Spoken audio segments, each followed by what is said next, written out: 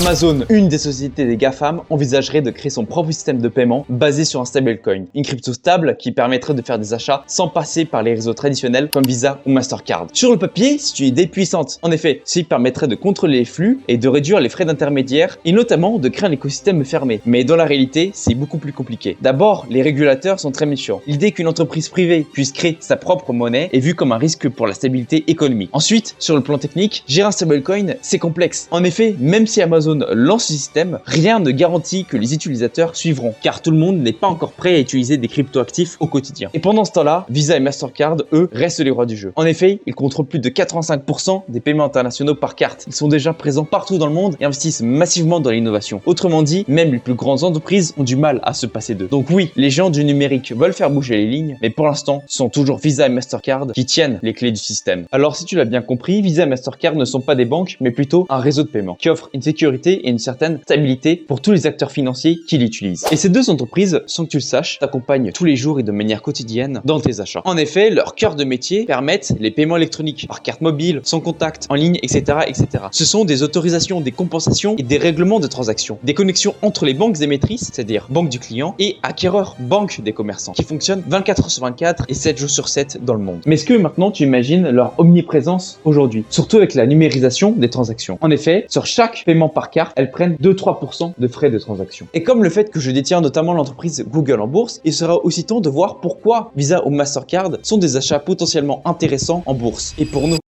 déjà, et sans rentrer dans les détails, Visa et Mastercard sont des actions en bourse qui restent dans un secteur défensif. C'est-à-dire que même en période de crise économique, eh bien, ces entreprises fonctionneront et continueront d'augmenter leur chiffre d'affaires. À eux deux, Visa et Mastercard traitent plus de 250 milliards de transactions par an dans le monde. C'est presque 8000 opérations chaque seconde. Et en France, plus de 90% des cartes bancaires sont émises avec l'un de ces deux logos. Leur réseau est accepté dans plus de 200 pays, soit plus de 90 millions de points de vente physiques et en ligne. C'est simple, où que tu sois dans le monde, il y a de fortes chances que ta carte soit émise par Visa ou par Mastercard. Ces deux entreprises qui détiennent le monopole des transactions financières détiennent par conséquent donc une marge nette en constante croissance et un chiffre d'affaires qui est constamment en croissance. Par exemple, en 2023 et en 2024, les marges nettes de Visa et Mastercard ont encore continué de grimper. Ici, on pourrait penser que ce système de paiement international est en crise peut-être face à l'émission de stablecoin ou encore la montée fulgurante des crypto-monnaies. Eh bien, pas du tout. A business that has generated really strong financial results consistently for years now, and to your point, has generated significant free cash flow and delivered more than 100% of that free cash flow back to investors. What we've essentially done is we've built a Visa payment stack built on top of VisaNet and our network of networks. And on top of that, what we explain to investors is we built Visa as a service. We've unbundled our services and componentized them and delivered them to clients all over the world. And we now have a close to $9 billion VAS business, value-added services, growing consistently year after year at 20% plus growth with very attractive margins.